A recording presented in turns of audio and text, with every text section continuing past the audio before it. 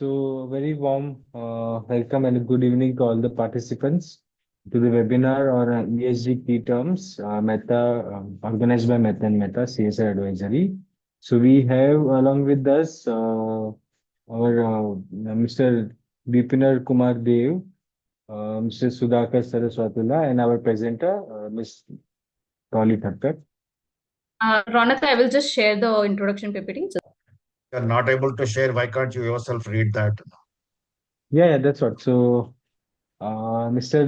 Deepener Kumar Dev is a sustainability leader with over 15 years of hands-on experience across industries such as steel, automotive, machinery, and pulp and paper. He has been actively involved in driving ESG disclosures, net zero strategies, GHG accounting, and resource efficiency initiatives. Currently, as a Chief Sustainability Officer at Eastman Auto and Power Limited, he focuses on integrating sustainability into core business strategy across energy storage, power electronics, and solar solutions. And we have our uh, panelist, Mr. Sudhakar Saraswatula. He is the chief consultant at Mehta and Mehta and brings rich consulting experience to the discussion. He advises organizations on governance and compliance related matters and regularly contributes practical insights drawn from his professional advisory work. And we have Miss Dolly Thakker, presenter for the day. She had CSR, ESG, and BRSR practice at Mehta and Mehta with over 5 years of experience in secretarial and compliance space. She works closely on CSR and BRSR compliances, NGO due diligence, and reporting and assurance. She's also a passionate writer and has authored more than 15 blogs on CSR, social stock exchange, and NGO compliances. Her experience spans traditional compliance roles as well as working with SaaS platform focused on board automation, compliance, and ESG solutions. So we started with this ESG series, keeping in mind ESG is a buzzword, and many people. Before you start, why can't Mr. Deepener say a few words about the subject and then to the different stuff? Sure. So Deepener, I request you kindly to say a few words about this particular subject to set the tone for today's webinar. Yeah, sure. So welcome to all participants. So here we are going to start the ESG session, first session. And I know this is voluntary for industries, and for the some industry it is mandatory, because the listed entities is required mandatory to report the BRSR report in the sustainability reporting in the annual reporting forms. And the other industries are required to do the voluntary. But nowadays in the global platforms, when we are going to do the trade on the globally, so it is a requirement to disclose your sustainability journey. And as a responsible traders and as well as the responsible citizens, so our responsibility to do the reportings of sustainability and its content. So now Dolly is going to give you the overview of the ESG reportings because there are a lot of framework in the markets, for the global and for the nations as well. And the intergovernmental panels also having some set of requirements. So all the requirements combinedly shared by the Dolly in the PPTs form.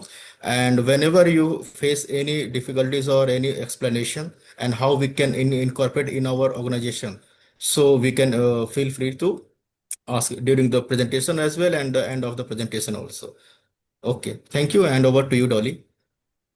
Just to further add what Mr. Deepener has said about the ESG, no doubt for the top 1,000 listed entities, as we all know that BRSR is mandatory. And in the past webinars also, I have mentioned about this, that several companies are outsourcing the preparation of BRSR.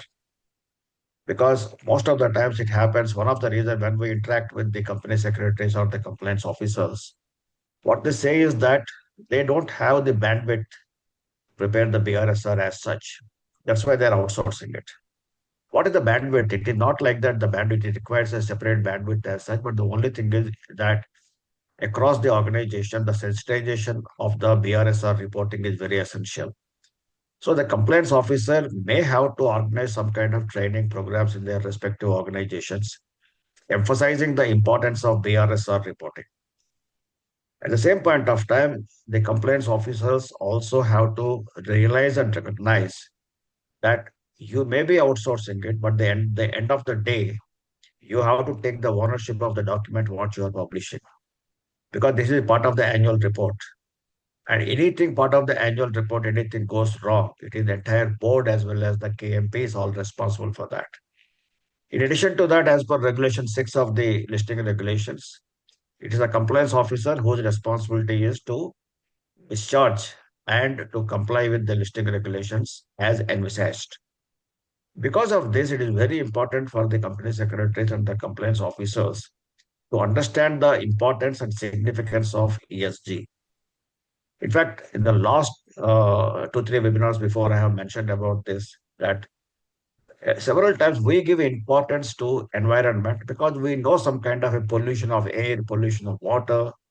So some kind of impact that if we talk about environment, we talk about governance because we are the governance officials. Okay, we are governance professionals, so we know very well about governance. But according to me, the neglected factor is the social. Social is purely connected with the human element, whether it is your customers, whether it is your suppliers, your vendors, your employees, the stakeholders who are connected with. And it is the responsibility of the board to ensure the welfare of the employees, their safety, their respect, and similarly that life to in the work-life balance. These are all the things okay, that they have to focus upon. So there is no committee as such for this particular purpose. There may be some kind of internal committees may be there.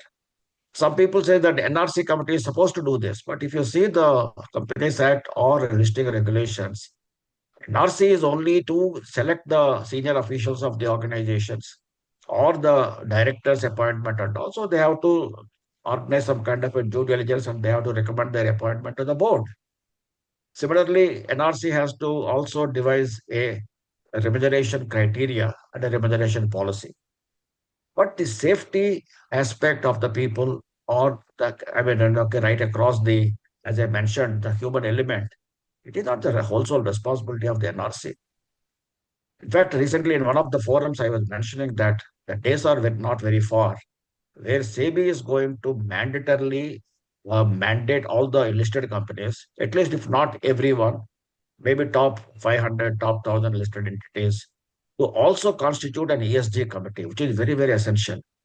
Especially if you see the Indigo fiasco, what has happened about a fortnight before. If you see, in fact, that S element is completely out of the ESG, is completely abused by Indigo, whatever has happened. The customers and the passengers with their lunch completely, they have been left in their lunch. Nobody bothers about them. Employees were having their own sufferings. The captains were having the fatigue, and the passengers' safety is compromised. There's so many things like this. So the S factor in Indigo episode, we can learn a lot from that. Maybe okay, that Universal Carbide and other Shriram Mills case and all, where that kind of okay, the environmental abuse has taken place. So that in the coming webinars, we will take up these kind of case studies also, so that we will focus upon the 3 factors: the environment, the social, and the governance aspects. How, as compliance officers, we need to focus upon. And similarly, voluntarily also, at least if not every company, but the top listed companies, they may have to voluntarily constitute an ESG committee. Of course, several companies have already constituted that. But sometimes, the CSR committee has been given the ESG responsibilities also. So like that, if it is already there, that is fine. If not, at least as compliance officer, you may encourage your boards to have that kind of a committee. So I give a pause here and request Dolly to take the presentation, and then we will discuss it further on the later part. Yes, Dolly, go ahead. Yeah. I hope this is visible. No. Yeah. Yeah. Okay. So since last month we started with the ESG series, we thought of starting with the 5 or 6 month series where we will be discussing upon from the very basic and also global scenario ESG framework, discussing about the ESG key terms. So in today's webinar, we'll be talking about the buzzword in the ESG domain, like circular economy, life cycle assessment, where there are many terms which is new to us. So we will be discussing one by one to develop the understanding. So in today's presentation, we have covered the concept of India-specific ESG terms, which is more focusing on the BRSR report. And later we'll be discussing on the ESG factor key concept. So talking of the India-specific ESG terms, as we know, in India, it's applicable to top 1,000 listed companies. So environment, social, and governance represents a framework for evaluating a company's performance and impact beyond the traditional financial metrics. So BRSR, which is mandated ESG disclosure for top 1,000 listed companies. Again, there is a BRSR core on which top 500 companies are expected, for financial year 25-26 to get the BRSR assurance or assessment done. So basically, BRSR core is a 9 key performance indicators, 9 KPIs, which requires the reasonable assurance or the assessment. So for BRSR, we have already done the series on BRSR before several months. So that is there available on our YouTube channel. Then again, the BRSR is prepared based on the NGRBC guidelines and the Sustainable Development Goals. So NGRBC guidelines is National Guidelines on Responsible Business Conduct, which is a set of 9 principles for reasonable business, which forms the basis of the BRSR. Then again, there is an option given to the companies who are not falling under the top 1,000 and they want to report on their sustainability. The option is as a BRSR Lite, which is a simplified version applicable to the unlisted or a smaller business players. Then there's a very important key term as a materiality. So what we mean by materiality? So let's say there's a textile business. So what can be the issues which is material, which is important for them for the ESG factors in the textile business? So materiality means issues most significant to the company. Then there is again a new term is introduced by the SEBI for the ERP regulations. So that is ESG rating providers. There are regulation introduced by SEBI, which is towards the ESG rating agencies. The last is we all are aware about CSR, Corporate Social Responsibility, Section 135. That is also a part of the BRSR, where company has to report on their 2% mandatory spend requirement. And also they have to give the details about the environmental impact assessment they've done in the BRSR report. So this all terms are related to, Yeah, go ahead, Dolly. You complete the slide, then I will add 1 or 2 points on this slide. That's Okay. fine. Sure, sir. So this all are terms which is related to the BRSR, which is India specific, which now almost all of us are aware somewhere, because since last 3 years we are preparing BRSR or we are getting BRSR assurance done. So somewhere we are familiar with all these terms. Yeah, sir. Yeah. See, just to add this thing, when I was mentioning that the compliance officers have to take the ownership of a BRSR document, in several organizations, we have also observed that BRSR exercise is being taken place only in the last 2 months. Maybe somewhere they start this exercise somewhere in the month of February or even in March also. Because of that, what happens is around the time at the year end, the compliance officers are not having that much time to focus upon the BRSR reporting. That's why most of the time they outsource it. What I suggest is that throughout the year, this is to be done. The way you get your secretarial audits concurrently done. So maybe in BRSR also, you may start up this exercise throughout the year or alternately, at least if not early, from October onwards. For the first 6 months, you can prepare a BRSR reporting, a kind of a dummy in the month of October or November, so that only remaining 6 months you are left with. That is number one. Number two, if you want to, you have to appreciate the BRSR reporting. You need to also have good knowledge about the national guidelines on responsible business conduct. So my request and advice to all the participants is kindly go through this thoroughly, because these 9 principles are, according to me, gems really that for a responsible business conduct. If you go through these principles and then together with that you read the BRSR reporting, you will appreciate that.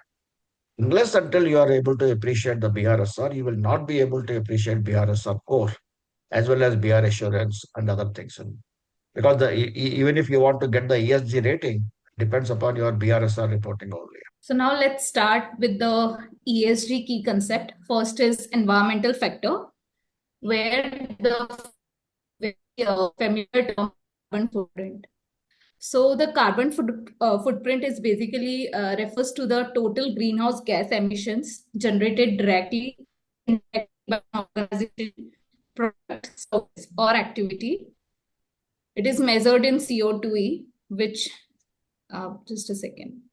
Am I audible, right? Yes, you are audible. Yeah. So this is CO2e, which we have learned in school. It all covers the major GHG, greenhouse gases. It's carbon dioxide, nitrogen oxide, HFC, PFC, sulfur, nitrogen, and then SF6 and NF3. So this all forms the greenhouse gas emissions. Now, why it matters in the ESG? So when we look at from the ESG lens, carbon footprint is a core indicator under the environment factor because it represents an entity's climate impact. Whether it's investors, regulators, and customers, they are increasingly evaluating the company on the basis of how effectively company is reducing their carbon footprint, what process changes the company is doing, and how they are reporting, how transparent companies to report on their climate impact. When we look at from the social point of view, high emissions can also affect the community health, air quality, and climate resilience. So this is already, we are seeing Delhi, it is already having a very high AQI, and also we are experiencing in Mumbai and all the metro cities. And when we talk about the governance pillar, boards are expected to oversee climate strategy, ensure the reliable GHG reporting, and set the reduction targets. Deepener, can you please explain to our participants, in simple terms, what is carbon footprint, what is greenhouse gas emissions, what is the greenwashing? As Sudhakar sir explained earlier, that when we are going to report the ESG reporting or BRSR, it should not be start end of the year. So mostly people are doing all the calculation end of the year for making the annual report. But here, as environmental KPIs, so you are saying here carbon footprint analysis. So you should start to calculate these things monthly basis, so that end of the year you can get all the 12 months figure. And how you are going to calculate, because in your organization, so you are from the different domain, and every company having different set of CO2 emission footprints. So we are calculating in equivalent to CO2, because here you can see this CO2, CS4, N2S, N2O, and NF3. So all these 7 GHG gases, but we are not going to calculate it separately.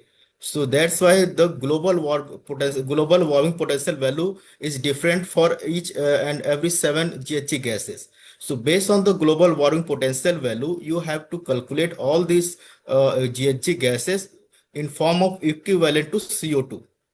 So like for the CO2 global warming potential is 1, and for the CH4 is 28. So when you are going to calculate anything for the methane, so you are going to calculate 28 plus 1. So in that form, you have to calculate the CO2 emissions for the GHG emissions, and Dolly, please go for the previous slide. Okay. Sorry. Yeah, and it is these all 7 gases is not mandatory to it are all emit by the organization. Okay, and these are all the direct emissions.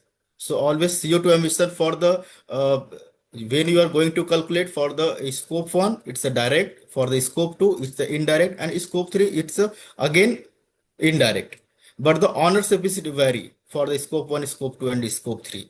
So, but the GHG gases, when you are going to calculate, so you should see where in which category you are going to calculate. So here are the impact in the environmental section. It is a climate related issues. For the social, you know very well in the NCR region, who is living in the NCR, what is the AQI nowadays? So all the industries, they are not doing the or not operating on the responsibly. So due to the community is going to impact, and they are going to suffer. So the responsible business conduct is is mandatory, and that's why government mandated that top listed 1,000 entities should report their ESG, and in the ESG you have to calculate the greenhouse gas emission from your uh, purview. So that's why it is categorized in the scope 1 and 2 and 3, so that responsibility can be divided. Okay. So, and the governance point of view, so yeah, it is we should have the SOPs, we should have the procedure, we should have the policy from the governed by the board member, so that we can set the target, we can set the KPIs for the organization, so that we can monitor, we can review, and we can make a plan so that we can reduce the GHG emission in the environment. So as Yeah. I explained that it should be calculated and responsible by the entity, and it is not everything is directly imposed by the entity, because some emission directly emitted by the entity, some are not directly, but they are at our control, and some emission from the value chain partner. It is not in our control also, and not directly we are responsible. So you can see you can differentiate. Scope 1 means directly responsible by the entity, whatever we are emitting. Scope 2, we are not directly responsible, but we can on the responsibility, like purchase electricity, purchase steam, purchase heat, purchase cooling. So these are all we are not generating, but we are using as a consumer. That's why it is in our scopes that we can control. And for the scope 3, it is a value chain emission. So for the upstream and downstream, it is not either in our control or not we are emitting. Just like business travel, leased building, or raw material purchasing, or our finished good circulating in the market. So whatever you are taking from the market to purchase to process the finished good. So like, or all the raw materials, see, or the transportation, or any equipment or goods comes under the upstream. And whatever you are after the manufacturing, after the process, you are going to circulate in the market, like the dealer, vendors, customers, all these are all transportations, all the entities comes under the downstream.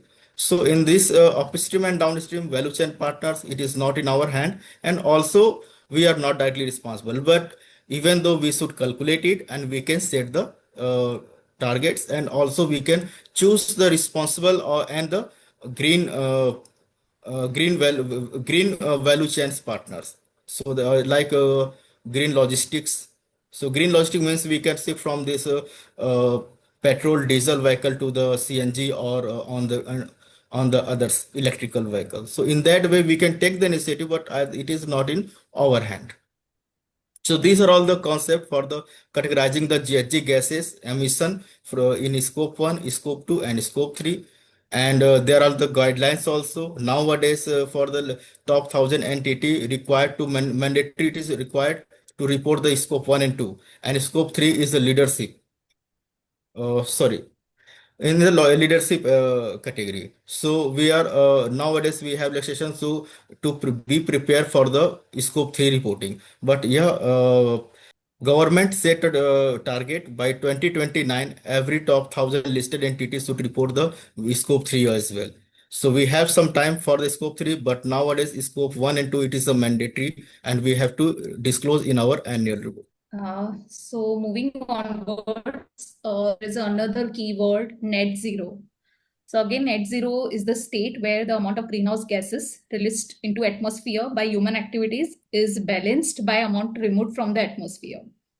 So it is like a set-off. This is crucial because scientists agree that achieving global net zero is necessary to stop further emissions and the global warming, and limit the temperature increase to 1.5 degrees Celsius above pre-industrial levels, as it was decided in the Paris Agreement.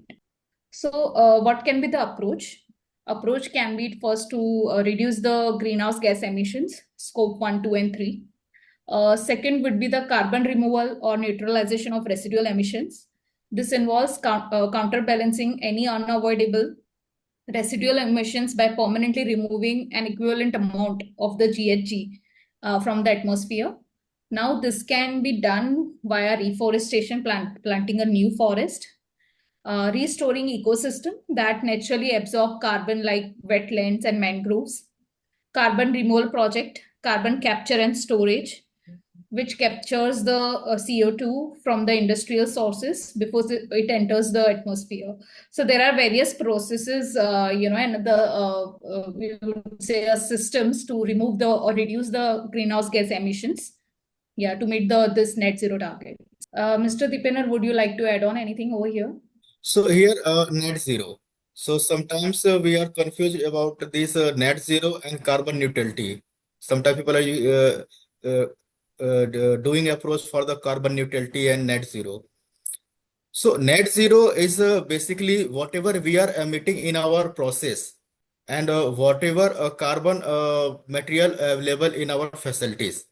So suppose that any entity is doing emission by the processes or doing the in the manufacturing or IT or in any operation.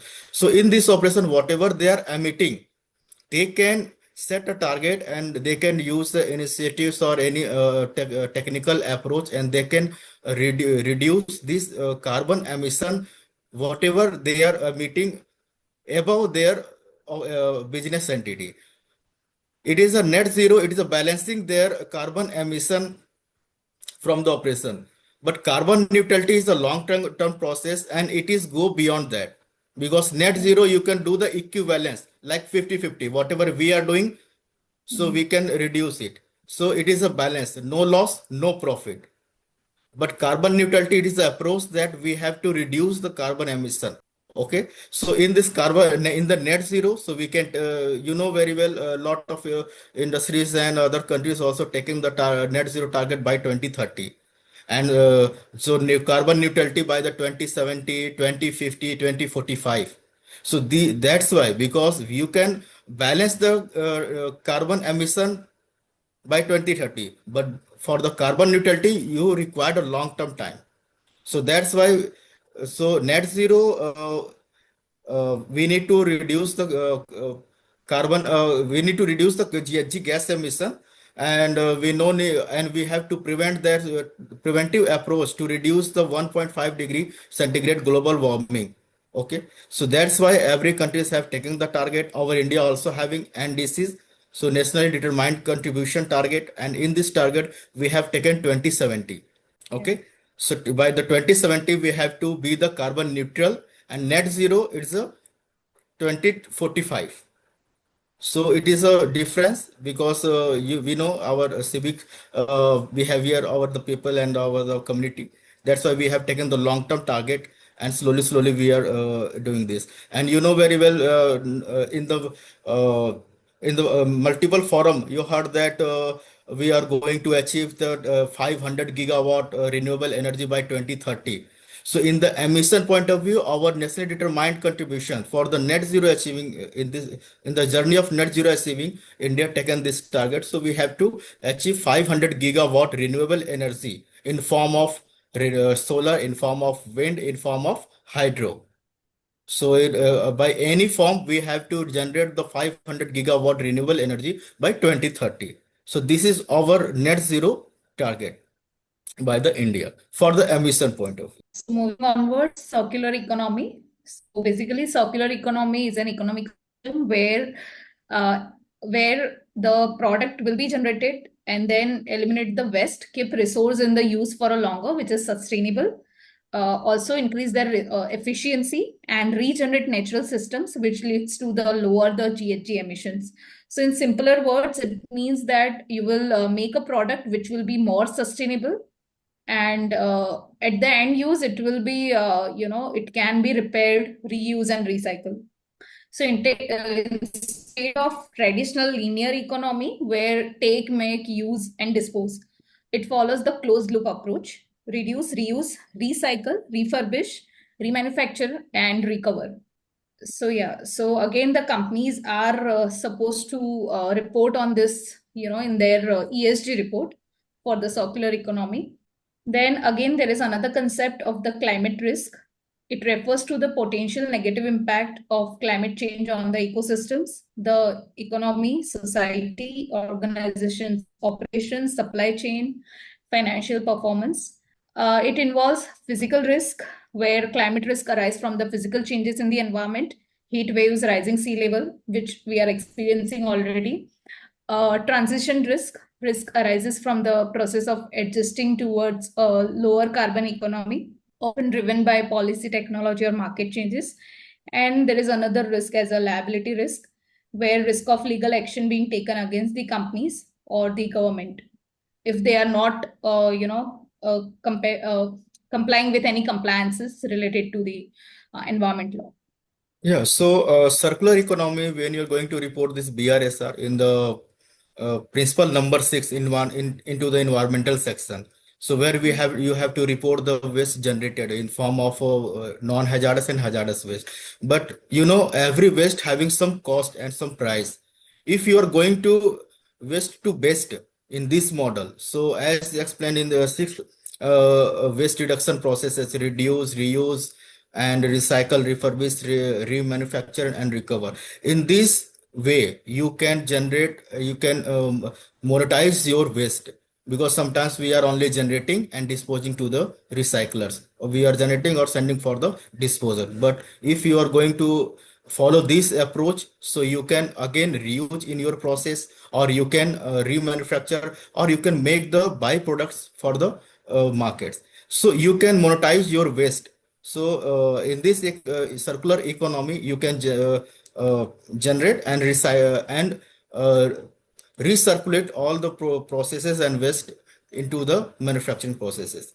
So you can do the approach 6R approach, and it will help you. And you can make the other initiative like waste to waste and others. If you are going to dispose, so you can minimize your waste in form of hazardous and non-hazardous.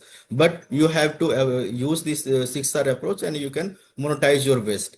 And into the climate change, in the climate change, you know very well, physical risk, transition risk, and liability risk. So these are all the climate related risk. It should be assessed before reporting to the BRS report or reporting to the ESC, because when you are going to do the materiality assessment, into the materiality assessment, climate risk should be the first materials in your materiality mappings.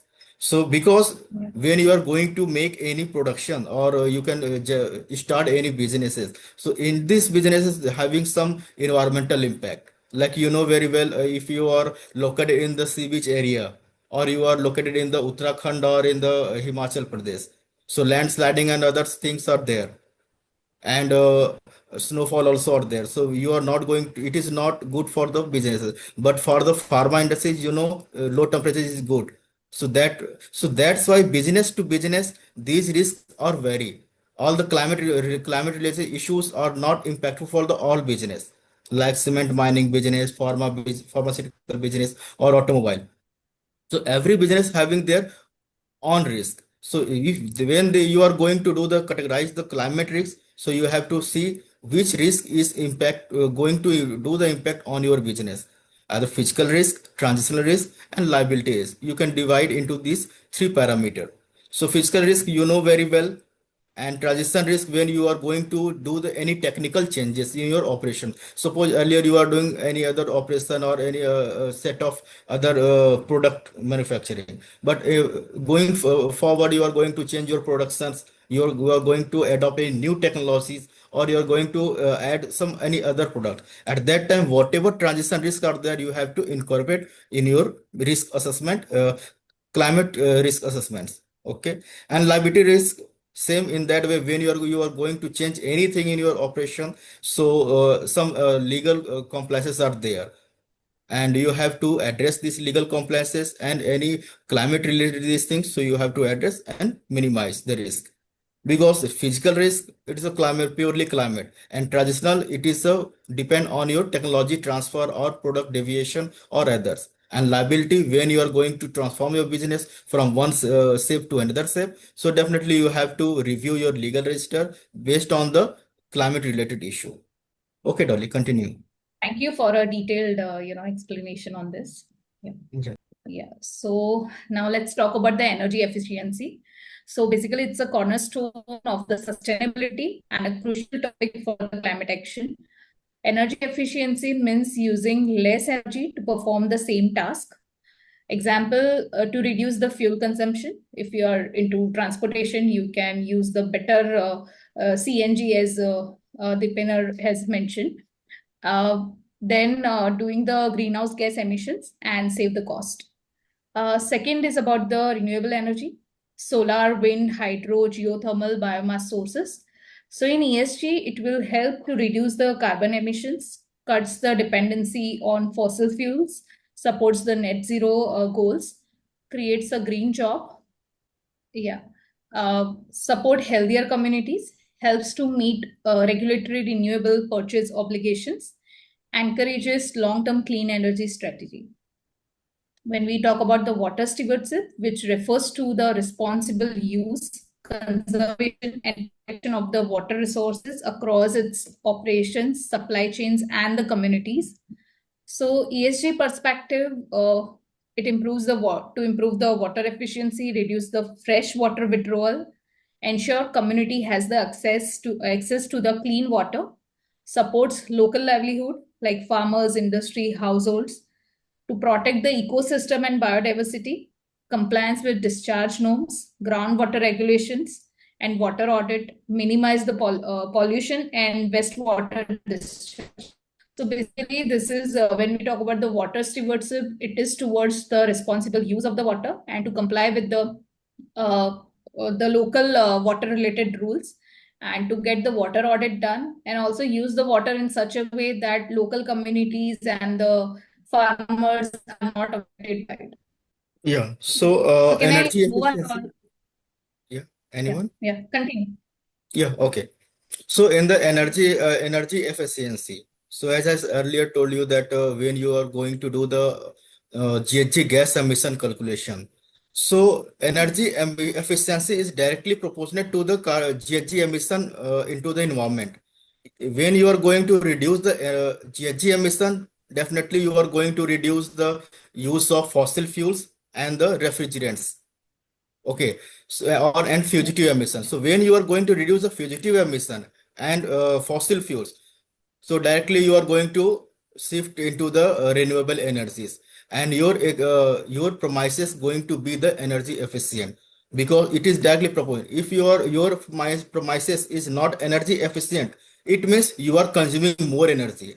When you are consuming more energy, so either it can be in form of renewable or into the fossil fuel. If it is in the fossil fuel, it means you are emitting more emission into the environment. So if you are reducing your GHG emission, it means you are making your facilities more energy efficient. And for that, you have to shift on into the renewable energy to replace or reduce your fossil fuel consumption, and use the renewable energy in form of solar, wind, hydro, geothermal, or biomass. So in that way, when you are going to reuse the renewable energy, it means you are going to make your facility more energy efficient. And for the water stewardship, so it is everyone knows we have ways to save the water, because you know very well in our countries, lot of state and the cities are going to face the water scarcity problem. So we should minimize, and we should take the targets so that we can reduce the uh, we can reduce the wasting of water, because sometimes people are thinking that when you are going to take the target to reduce the water consumption, so we should minimize the drinking water also. So no, because drinking water, it is good for health. So don't reduce or cut the use of water for your health. So drinking water target you can't take, but yeah, into the processes, because you are going to use the water into the process in manufacturing or in other operation. So when you are using the water into the process, at that time you should do the recycling of water. You can do the treatment of water, and that treated water you can again use into the operation, into the processes, manufacturing process or in other process. So you have to take the target for the fresh water consumption into the processes, not for the drinking.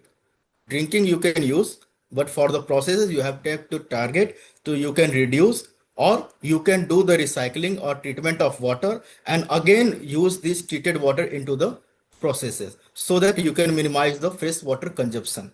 and you can reduce the wasting of fresh water consumption. So the another concept is a life cycle assessment, where it is analyzing the procedure or process from the birth of the product to the end use. So it is the analytical procedure to evaluate the assessment of the potential environment or social impact that product or a service can create across its entire life cycle. It plays a critical role, especially in the environment pillar of ESG. So in BRSR also, I think it is coming under the leadership indicator. So again, it is voluntary to report on the life cycle assessment. So it can be a product life cycle or a service life cycle. When we talk about the product life cycle, it refers to the all stages of a product, from the extraction or acquisition of a raw material through manufacturing and processing, distribution, transportation, use and reuse, recycling, and the end disposal. When we talk about the service, it refers to all the activities and processes from design to the delivery. So when we talk about the relevance in the ESG domain, environmental, it measures from the carbon footprint, water footprint, energy use, and pollution. When we talk about the social factor, it is indirectly links to workers' safety, community health through pollution impact. And when we talk about the governance, it strengthens the decision-making process, compliance, and transparent reporting. Yeah, so life cycle assessment we have when we are going to do the life cycle assessment of any product. So we have to do from grave to grave. Means from when we are going to source the raw material. So when sourcing the raw material, doing the process and making a finished good, and then finished good going to the consumer, and it is consumed by the consumer. Either it is a finished, or after that you can take the buyback. Again, it after the use, it will go to the manufacturer or the premises. So in this process, when you are going to do the assessment, so you can see that when we are going to take from the grave, so means raw material sourcing. So raw material sourcing, it is a upstream process, as I explained you in the last slide. So it is a upstream process. So whatever emission is emitting at that process, so it is upstream. And then during the process where you are going to make the finished good, so again it is a GHG emissions. And then when you are going to deliver to the consumer, so again it is the downstream process.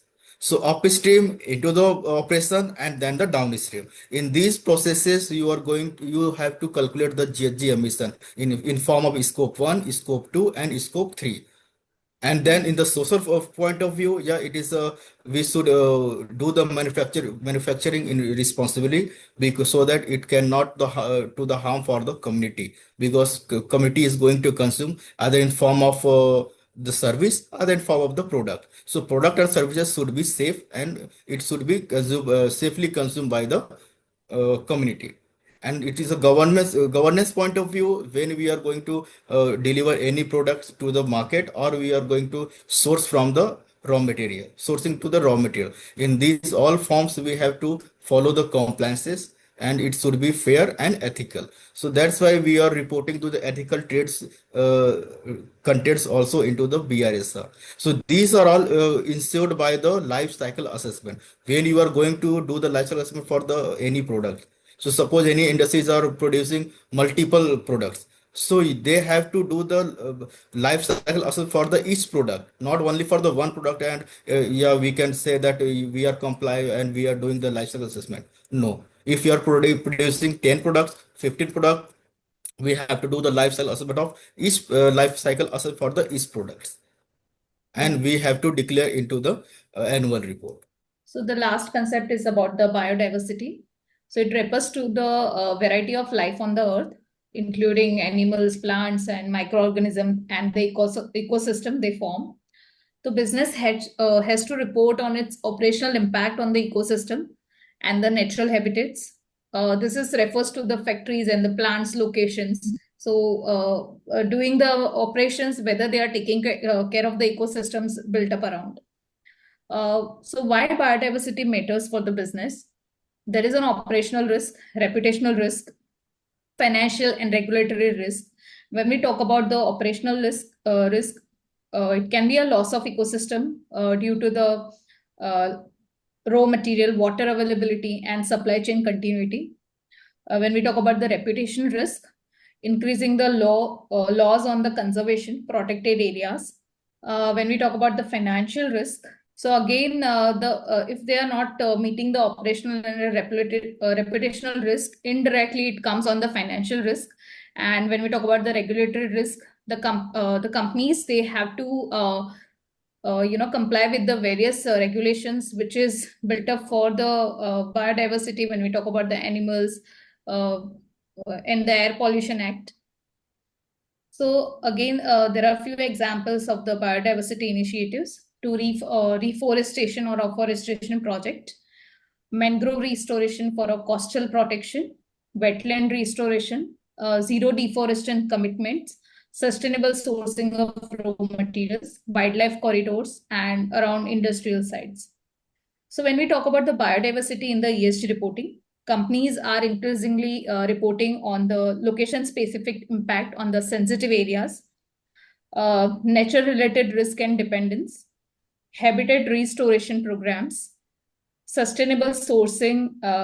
Also, they are doing the reporting on the compliances with the global framework, TNFD, CBD, GBF targets. Section biodiversity. So, presently it is not mandatory in the reporting forms. It is in the leadership indicator, but we have to, as a business leader, we should do the risk assessment for the biodiversity when we are going to operate our facilities. So due to our productions, so whatever we are going to take the raw material, either raw material, or we are going to send this finished good products into the market.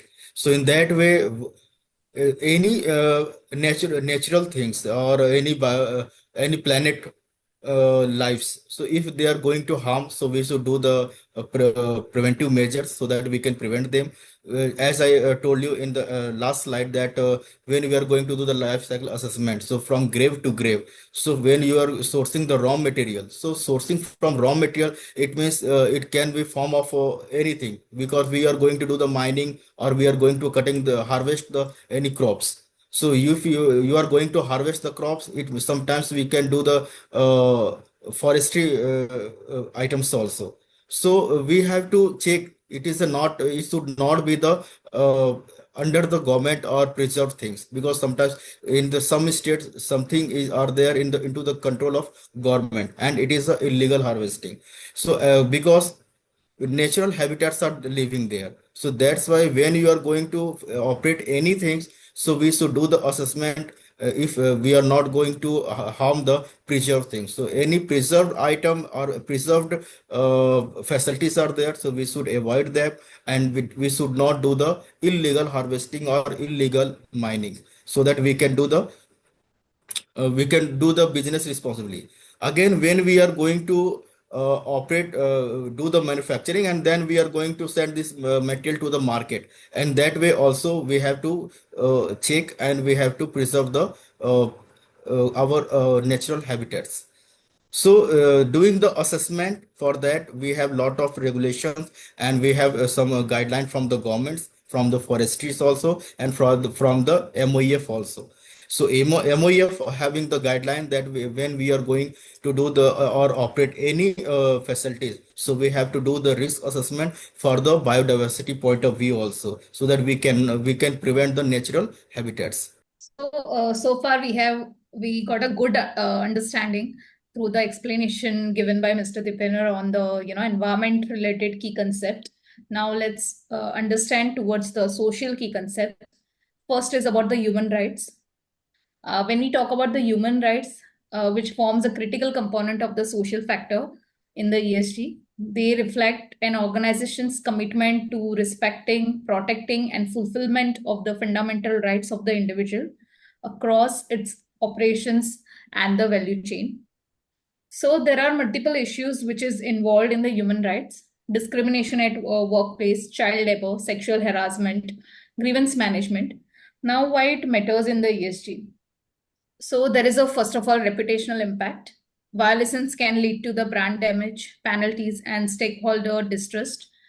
Investors' expectations. Global investors increasingly evaluate how companies are treating their employees, treating their stakeholders, how responsibly they are towards their customers. Just now, Sudhakar sir has just mentioned about the indigo related, issues the people are facing now.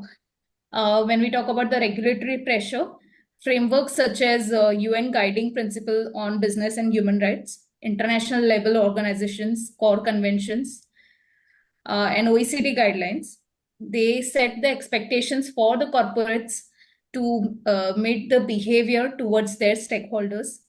Supply chain risk, many human rights issues arise in the upstream and the downstream supply chains.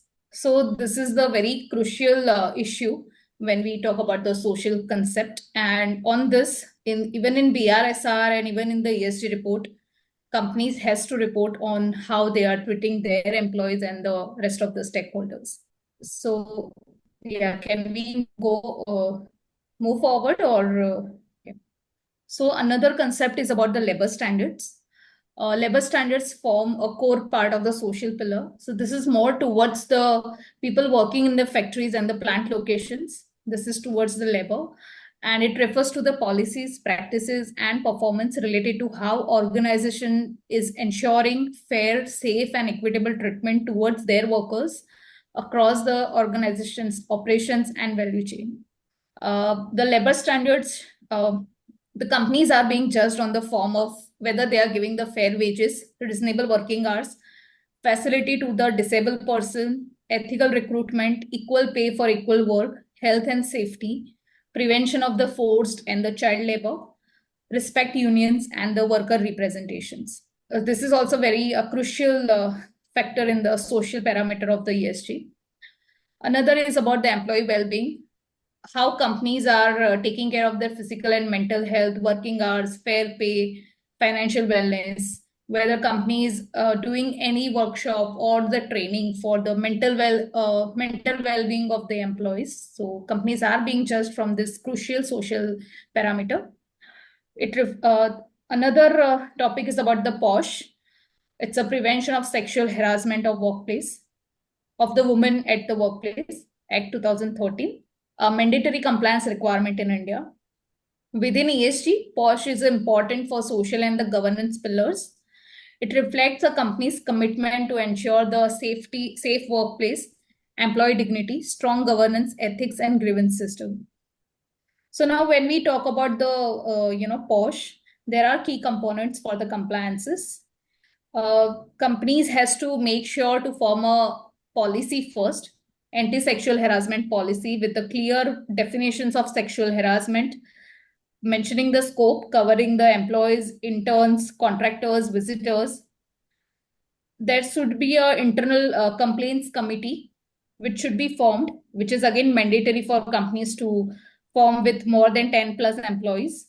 And in that, at least 50% women members should be there. Companies should also do the awareness and training sessions regularly. They have to report on the annual mandatory POSH training, managers and sensitization. They have to communicate the policy to all the employees.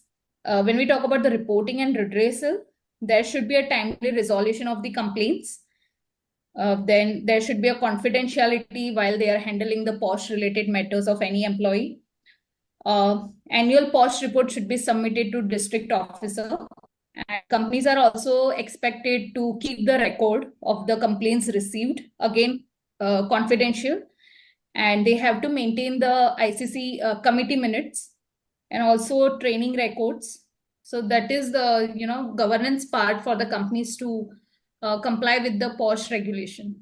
Anything would you like to add, or I can move? So now the last part is about the governance. So the key concept is about the corporate governance. So it refers to the system and process should be in place for a control and the direction. It ensures that businesses are run ethically, transparently, and in the best interest of all the stakeholders. Now, very much important is about the board compositions. So there are Companies Act 2013, there is SEBI LODR, and there are other regulations which talks about the board composition, where it is mandatorily for several companies to appoint the independent director. Then diversity in the skills, experience, and the gender when they are making the board of directors or any committee. There is a board committees, audit, ESG, CSR, nomination and remuneration committee, stakeholder committee. Then they should be having, if they are having the ESG committee, then the company should make sure they are taking a relevant person who are having the knowledge and expertise in the ESG domain. Then there should be an evaluation of the board performance. Another important criteria in governance is the business ethics. Company has to form the anti-corruption and anti-bribery policy, code of conduct for employees and directors, related party transaction disclosure, conflict of interest disclosure, whistleblower mechanism to secure the reporting of the misconduct. Then there should be a transparency when we talk about the reporting and the open disclosures. You have any more slides, or this is the last slide? So there are 2, 3, just one more slide. Okay, you just do that and then I will finish. So the last very crucial part is about as we are moving toward the e-governance. So this is very crucial when we talk about the data privacy and the cyber security. So in BRSR also, company has to report on their how they are keeping the data privacy for their customers or manufacturers they are serving to. And also, cyber security is considered as a risk factor for a companies to, what they are doing with the data. So when we talk about the data privacy, protection of a personal and sensitive data, board oversight on digital risk, cyber security policies, and framework for incident response. So this is basically towards how company is doing, companies having the cyber security policies, how much they are complying with that, and what process they have to set the framework for if there is any incidence of the breach of the security or the privacy, then what process they have to secure that. And now when we talk about the cyber security, cyber risk has become a significant threat to the business continuity, financial stability, data privacy, and customer trust. So the companies are expected to safeguard the digital asset and the systems. Board or committees has the responsibility for the cyber risk. Cyber risk included in enterprise risk management, encryption and secure the communication, regular reporting to the directors on cyber threats, compliance with the standards, security audit, disclosures of any major cyber incidents, and employee cyber securities awareness trainings. So these are the important governance related key concept. Yes, Sudhakar sir. In fact, since most of the participants, I'm sure that large number is company secretaries and apart from chartered accountants also. Yeah. What I would like to say is that so far, whatever this presentation, we talk about the ESG. And in fact, about whenever we talk about the governance, okay, that just go to the previous slide, Dolly. So this is right, corporate governance. Yeah, this is the one. Say, for example, when we talk about corporate governance, after these kind of happenings, like Indigo thing especially, which is the burning issue now, we have a lot of learnings from that. Say, for example, if you see the entire board, virtually it is an eminent board. Who are there in the board? When such a crisis have taken place, completely, in fact, the national aviation is entirely standstill virtually. And lakhs of passengers are got stagnated at wherever they are there. In fact, in my own family, my niece got stranded at Chennai airport for almost 34 hours. And she came from US for a stamping purpose. And she went to Chennai in the anticipation that she will go in the morning and come back in the evening. She had two twins of 11 months old, left them with my sister, and she went to that place. And after that, she got stranded for almost 34 hours. And we know that what kind of ordeal we have gone through. And these kind of cases might be n number. But you see the kind of attitude of the company. The governance has completely gone for a toss. The social factor of the ESG again completely gone for a toss. But of course, environmental issue is not there directly, but indirectly it is also there. In fact, if you read the articles as compliance officers, I request and advise everybody to please go through whatever the reports are being published as far as Indigo is concerned, we can have a lot of learnings from this episode. We are not concerned with the gossip about a particular company and all. But if this kind of a crisis situation arises, how the board has to function collectively with resilience. In case of an Indigo, it is completely non-resilient. And okay, that absolutely for 1 week the board was completely disappeared. No one came to the front who is responsible person and to give a comfort to the passengers. Because it is not only the availability of the flights, the cancellation of the flights, it is the fatigue factor of the pilots, which is coming very visibly. And that, if you ignore it, the entire safety of the passengers is at stake. So there are so many issues like this. Unfortunately, when sometimes I feel like I used to say earlier again, after almost about a decade before, when the Satyam episode and that Sharda chit funds case, all these scams have taken place. That time I used to say that it looks like corporate governance is confined only to the conference rooms.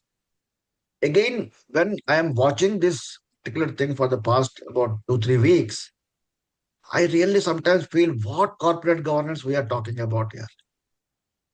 One of the past SEBI chairperson, okay, about just before the Indigo episode, about a week, 10 days before, there was a huge program was organized around the corporate governance by his organization at Bombay. And now after that, in the company in which he is an independent director, these kind of things have happened. So what sort of measures they are taken? See, sometimes people may say that board is acting behind the scenes. Board may be acting behind the scenes. I won't say no, but visibility is very essential. Giving it comfort to the passengers. Look, there is a crisis situation that taken place for whatever the reasons it is. The board is collectively doing that. I have seen that the chairman of Indigo, who has come and he has given about a 5 minutes video. I have seen that. But this is, I can give marks to that communications people, whoever have drafted the speech. That even if you see that after 5 minutes, also there is no commitment. When we talk about ESG, we are not to do anything extra. What we are supposed to do in the way we are supposed to do, that is what it talks about. Governance is nothing but do the things the way you are supposed to do it. Even the ESG factors also, we may talk about that, whatever the beautiful words we want to give, carbon emissions, this, that, whatnot, and all. At the end of the day, it is what? Don't pollute the air, don't pollute the water. If it is imperative when you are carrying a manufacturing process, some kind of a pollution is there, but don't allow it to exceed. Improvise your processes, and as Deepener has rightly mentioned, you have to reduce that wherever it is possible. You may have to import some technology, you have to do some kind of a R&D. All these things you have to do it. Several organizations where I worked earlier, I have seen that continuous R&D work takes place for improvisation of RMC, the raw material cost, they want to reduce it. Because 1% of reduction in RMC cost is going to add, if not crores, a few lakhs to the medium-sized companies to the bottom line. So similarly here also what happens is a constant R&D work is to be required to reduce the emissions wherever it is possible. Similarly, to improvise the social factor, that means that when not only the environment, the work, the operational environment, even the work environment is also to be improved upon. In fact, I always say that when we get up in the morning, we have to die to go to office. We should not drag ourselves to office.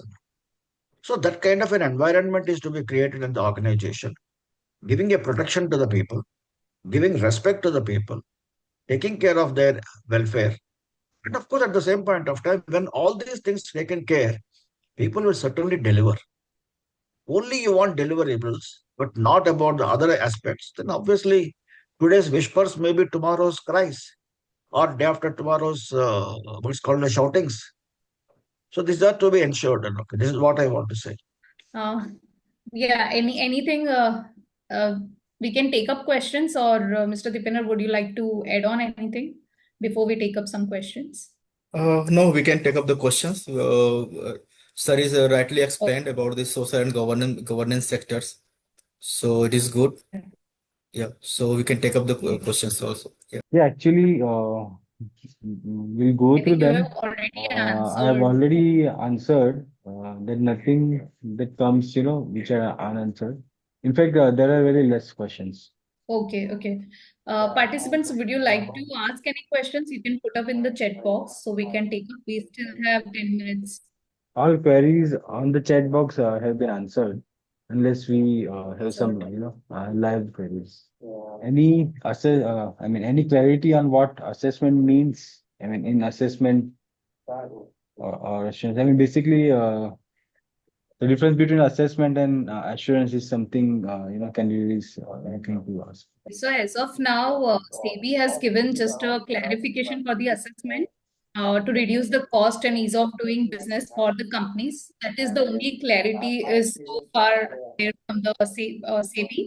And when we talk about BRSR assessment, there will be standards issued by the assessment provider from the industry standard forum. So again, I think it is still they have to issue the standards. That is the only difference we have the clarity from the CV. How is the data compiled? Anyone is talking? Okay. How is the data compiled and who compiles the data for ESG reporting? Okay, so in the companies, mostly they have the, when we talk about the ESG reporting, they must be having CSR or ESG department. And when we talk about the data compilation, because as we have seen ESG parameters, so the data collection would be from the respective department. When we talk about the operation related matter, it will be taken from the operational and the marketing department. When we talk about the social factor, the majority of data will come from the HR department. So all the heads of the department have to, come together and provide the data on time to the CS of the company so that they can comply with the BRSR or ESG reporting on time. One caution here is when you are collecting the data integrity is very, very essential because all the different departments might be submitting that particular data to different regulators. At the end of the day, whatever the data which has been disseminated to different regulators, ultimately that data has to be in integration with the BRSR reporting. It should not happen that you are furnishing different data to different regulatory authorities. Then it will going to what's called as a backlash on the company only. So the company secretary, when I said that you have to take the ownership for the BRSR document, is what I precisely I was telling that data integrity is very, very essential. Another thing is not a question actually. They are just writing about the across India today compliance is a major issue. So we all know that, but we have to do our part. These are In comments listed actually. Yes, so this we have. In listed companies, which department is responsible for ESG reporting and who compiles or consolidates the data? I think this is already answered. yeah. It looks like a very detailed and technical report. Is this BRSA report to be audited? I mean, it's assurance and all those things. What is funding requirement from government or local body on the ESG reporting? This question is not clear actually. No question then. Okay, I think we have answered so far all the questions.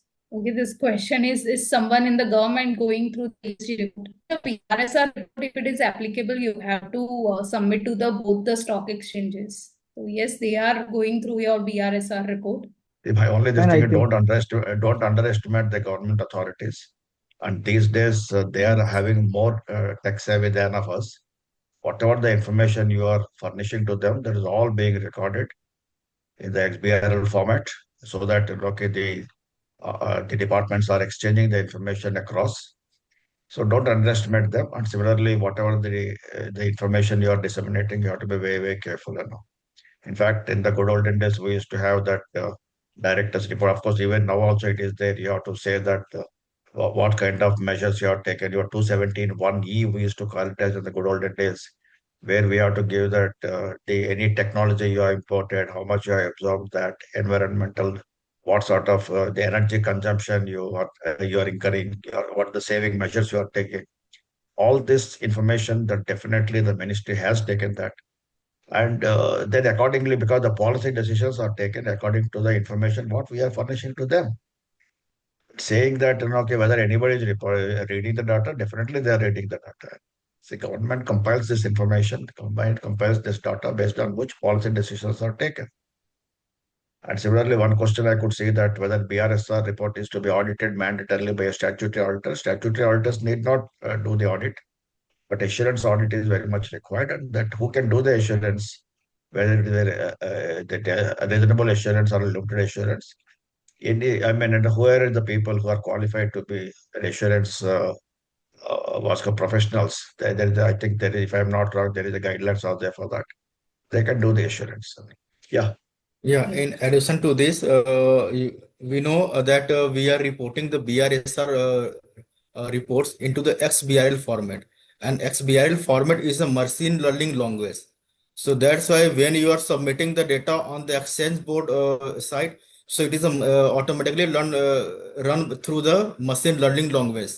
So every report is going to the governmental database, and it is run and aligned with your liabilities. So when you are reported anything on into the XBRL format on the exchange board website, so definitely your report is read by the machine learning language and by the AI.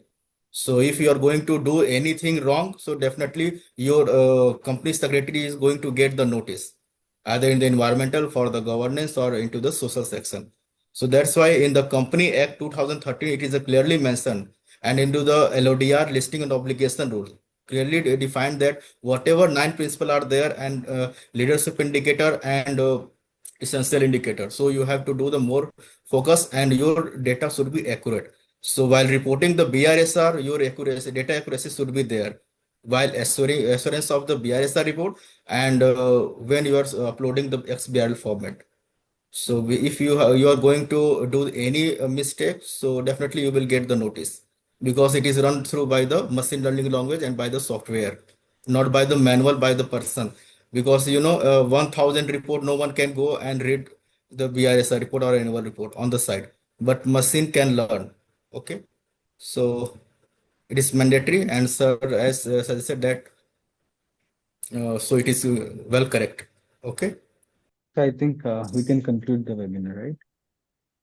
Yeah, Sure. yeah. So we thank all the panelists for today's discussion and all the participants for being part of this webinar and for sharing such insights on behalf of entire Mehta and Mehta team. Yeah, thank Sure. you, Mr. Deepener, to share your insights, and Sudhakar sir for the governance and the social and the knowledge you share. It is always a learning from whenever, and this is my 28th webinar, so I'm really grateful for Mehta and also all the panelists and also participants, because they put up a lot of different kind of questions from which I get a lot of learning. So yeah, thank you. Thank you very much. Yeah.